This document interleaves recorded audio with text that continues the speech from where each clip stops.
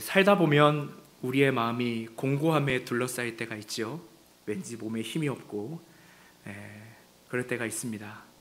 공고함이라고 하는 것은 우리의 마음을 압박하고 누르고 심지어 우리의 마음에 불안과 슬픔을 안겨다 주기도 합니다. 사람마다 공고함이 찾아오는 상황이 다 다르겠지만 대개는 재정적인 문제로, 건강 문제로, 관계적인 문제로, 또 젊은이들은 직장 문제로, 자녀들을 키우는 어려움으로 공고함을 느낍니다. 여러분은 이 공고함이 찾아올 때 어떻게 이겨내시는지요? 히브리서의 저자는 공고함이 찾아올 때 예수 그리스도를 바라보라고 이야기합니다. 히브리서 4장 15절과 16절을 다 같이 읽어보시겠습니다.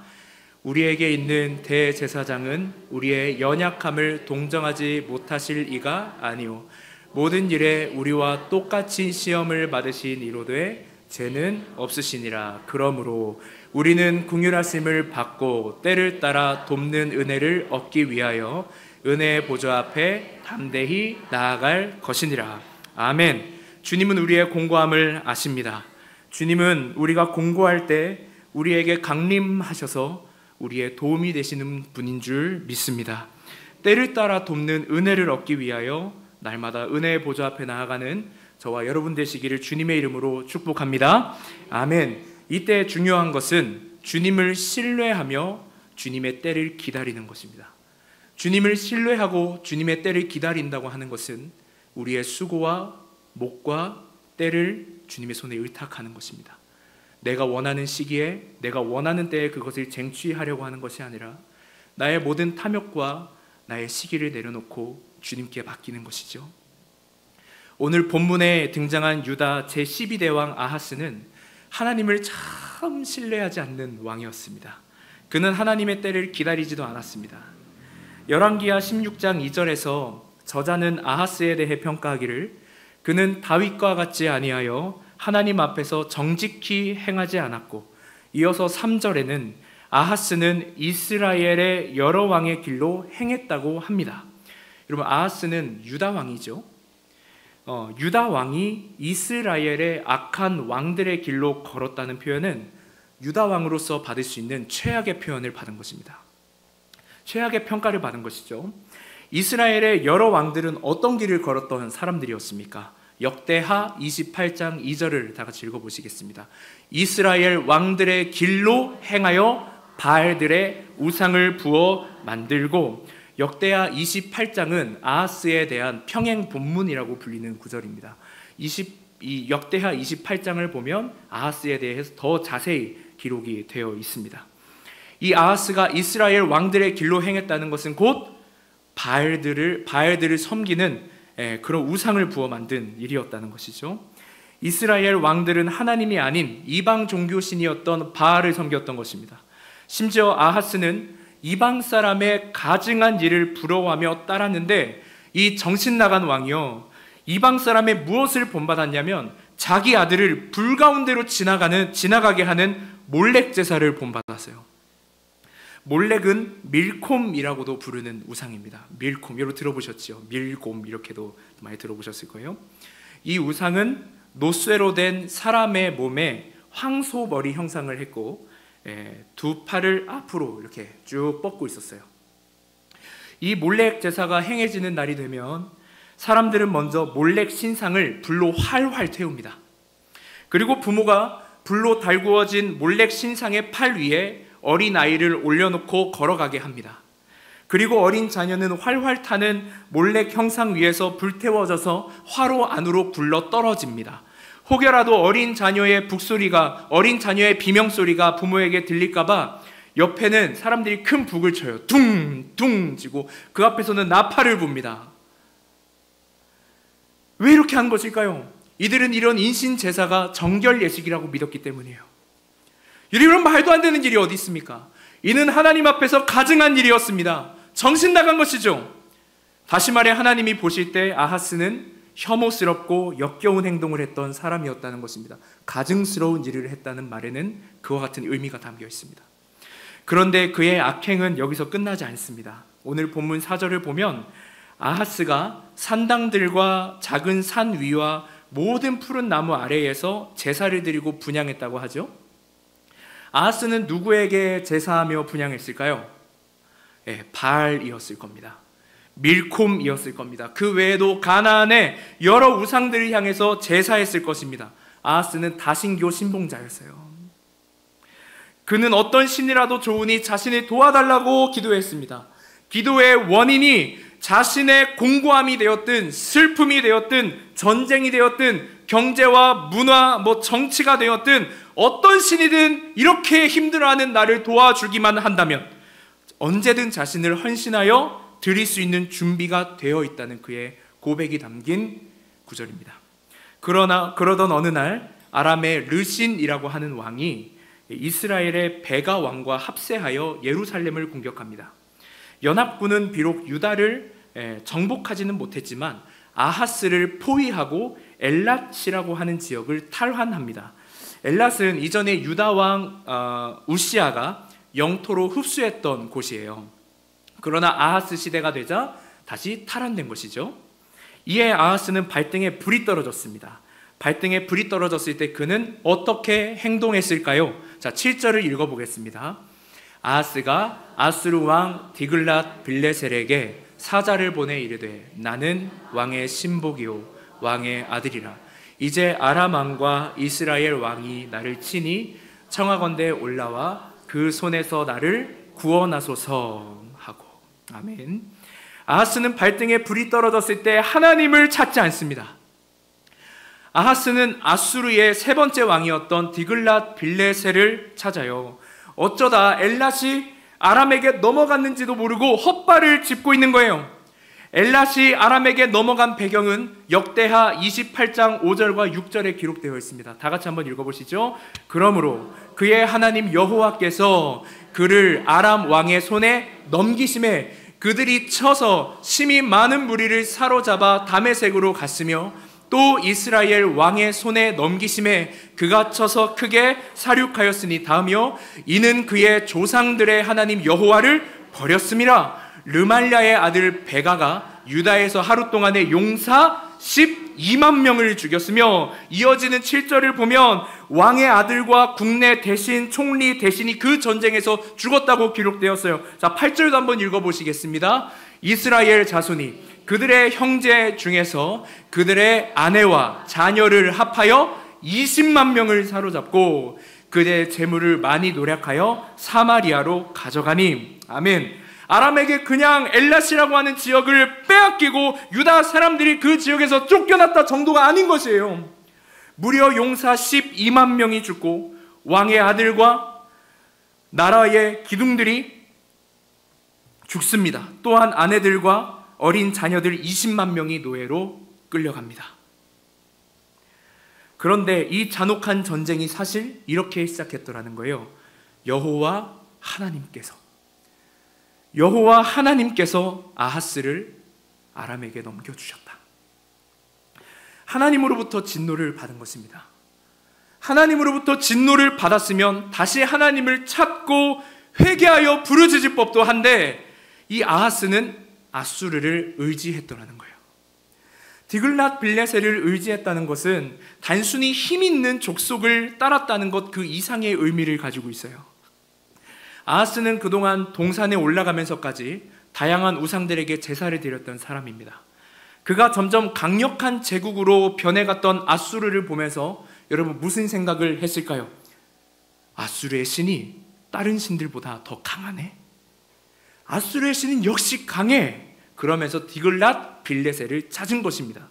당시 아수르는 아슈르라고 하는 신을 가장 강한 신으로 섬겼어요. 그리고 인간 왕은 아슈르의 대표이자 다른 사제들보다 더 큰 역할을 하는 아슈르의 제사장으로 여겨졌습니다. 그런 의미에서 아하스가 디글랏 빌레셀을 선택한 것은 단순히 그가 어떤 힘을 쫓아 간 것이기도 하지만 더 포괄적으로 볼 때 하나님이 아닌 아수르 신을 선택한 것이에요. 아하스가 하나님의 뜻을 깨달을 수 있었던 기회가 없었을까요? 아하스가 하나님의 말씀을 듣고 회개할 기회가 없었을까요? 아니요. 아하스 시대 때 활동했던 선지자가요 무려 이사야, 호세아, 미가였어요. 그리고 이미 하나님께서는 아람과 전쟁이 일어나기 전에 이사야를 통해 아하스에게 말씀하셨어요. 이사야 7장 4절입니다. 다 같이 읽어보죠. 그에게 이르기를 너는 삼가며 조용하라. 르신과 아람과 르말리아의 아들이 심히 노할지라도 이들은 연기나는 두 부지깽이 구루터기에 불과하니 두려워 말며 낙심하지 말라. 아멘. 이렇게까지 하나님을 신뢰하라고 말씀해 주셨는데 아하스는 하나님을 신뢰하지 않아요. 거절해요. 아수르의 신에게 완전히 굴복해 버립니다. 열왕기하 16장 7절에 나는 왕의 신복이요 나는 왕의 아들이라 나를 구원하소서. 하나님을 거절한 아하스는 자신의 행동이 똥인지 된장인지 구분을 못하는 지경에 이르렀다는 것입니다. 아하스는 하나님의 언약을 버리고 고대 근동의 종주권 조약 안에서 아수르와 이 종주와 봉신의 관계를 맺어버려요. 심지어 여호와의 성전에 있는 은금을 아수르 왕에게 예물로 보냅니다. 이는 새로운 종주 아수르 신을 위해서 옛 종주이신 하나님을 팔아버리는 행위였습니다. 디글랏 빌레셀은 안 그래도 서쪽 지역을 평정하기 위해 서진을 하고 있었는데 아하스의 요청에 오히려 좋다고 생각하고 이 디글랏 빌레셀이 전쟁의 속도를 높였습니다. 그는 정말 무시무시한 왕이었어요. 그는 9절에 기록되어 있는 바와 같이 수리아의 수도 다메섹을 점령했을 뿐 아니라 시리아, 두로, 이스라엘, 블레셋, 반아수르 동맹에 속한 나라들을 무릎 꿇게 했고 르신과 이스라엘의 왕 베가의 목숨마저 빼앗아가 버립니다. 그렇게 아하스에게 아수르의 지도자는 말 그대로 구세주가 되어버립니다. 이에 아하스는 전쟁 후 아수르와의 관계를 더욱 공식화하기 위해서 아수르를 찾아가는데요, 10절부터 18절까지는 아하스가 아수르의 마음을 더욱더 얻기 위해 그리고 아수르의 신에게 자신도 힘을 빌려보기 위해서 어떻게 애쓰는지 자세히 기록되어 있습니다. 특별히 아하스는 아수르의 제단에 깊은 관심을 보입니다. 그리고 그는 이스라엘의 전통적으로 내려온 제사의 형식과 성물의 용도를 뒤집고 남유다를 아수르화 시켜버립니다. 그렇게 얼마 지나지 않아서 아하스는 남유다를 완전히 우상 숭배의 나라로 만들어버려요. 이렇듯 아하스는 아수르의 문화와 종교 그리고 그들의 왕과 신을 맹신하는 모습을 보여줍니다. 그는 성전의 제단을 아수르화하여서 감히 하나님을 아수르의 신 앞에 패배한 신으로 망령되이 일컬었습니다. 그렇게 그는 승리한 줄 알았을 거예요. 그러나 역대하 28장 21절은 이렇게 평가합니다. 다 같이 읽어보시겠습니다. 아하스가 여호와의 전과 왕궁의 방백들의 집에서 재물을 가져다가 아수르 왕에게 주었으나 그에게 유익이 없었더라. 유익이 없었더라. 어떠한 도움의 손길도 위로의 말도 없었더라. 그가 인생과 시간을 투자해서 섬겼던 신들을 향하여 어떠한 유익도 없었더라. 그가 도움을 요청했지만, 그가 살려달라고 요청했지만, 조금만 더 나를 봐달라고 관심을 기울이면서 그 신에게 요청했지만 아무런 유익이 없었더라는 것입니다.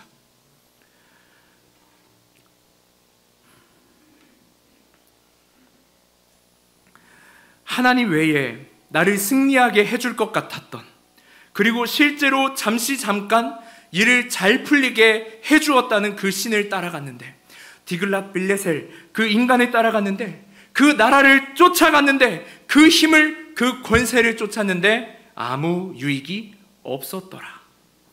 그리고 역대하 28장 22절에 아하스의 마음이 어떻게 되었다고 합니까? 다 같이 읽어보시죠. 이 아하스 왕이 공고할 때에 더욱 여호와께 범죄하여. 아멘. 힘과 권세, 세상에서 만들어낸 신과 우상을 쫓아서 잘 되는 것 같았는데, 조금 풀리는 것 같았는데 겪어보고 나니 그 끝은 아무 유익이 없고 마음은 공고해서만 갔다는 거예요. 그러면 이제는 좀 마음을 돌이켜서 지난 일을 두고 하나님께 회개할 법도 한데, 이 아하스 왕은 부끄러워 고개를 들지 못할 망정 24절에 이런 짓을 합니다. 다 같이 읽어보시죠.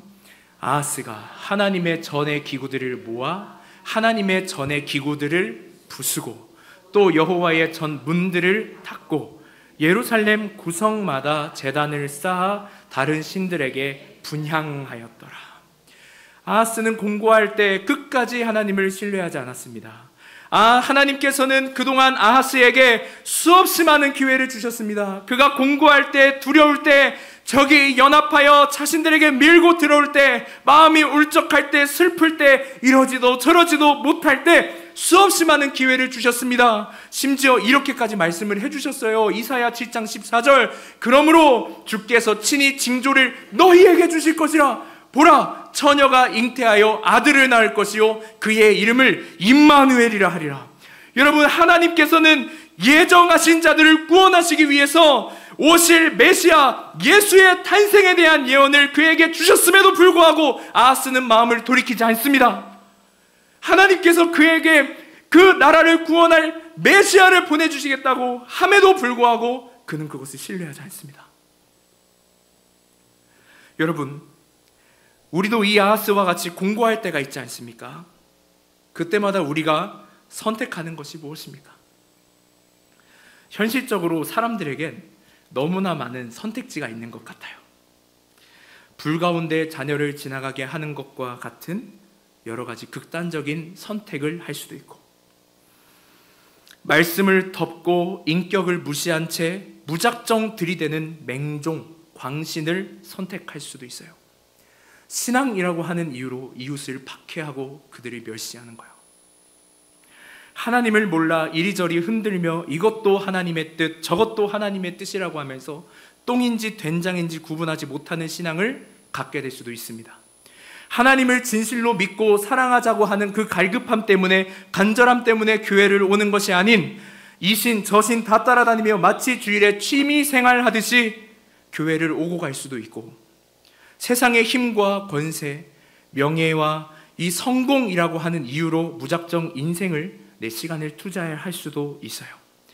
그러나 계속해서 그와 같은 선택을 해나간다면, 그리고 해왔다면 과연 우리의 마음에 어떠한 유익이 남을까요? 그 모든 선택을 다 해본 아하스 왕을 향해서 성경이 말해줍니다. 유익이 없었더라. 유익이 없었더라. 여러분은 어떠십니까? 누구보다 저는 유익이 없는 일을 정말 많이 선택해왔습니다. 아직 나이가 젊지만 이 나이 얼마 살지도 않은 이 사람이 그렇게 제 스스로에게 유익이 되지 않는 선택들을 참 많이 하며 살아왔습니다. 여러 실수와 바보 같은 선택을 하면서 참 사건들을 많이도 만들어내왔습니다. 그래서 정작 하나님 앞에 부끄러워 고개를 들지 못할 사람은 저입니다. 그래서 저는 아하스를 읽으면 읽을수록 제가 보입니다. 여러분은 어떠십니까?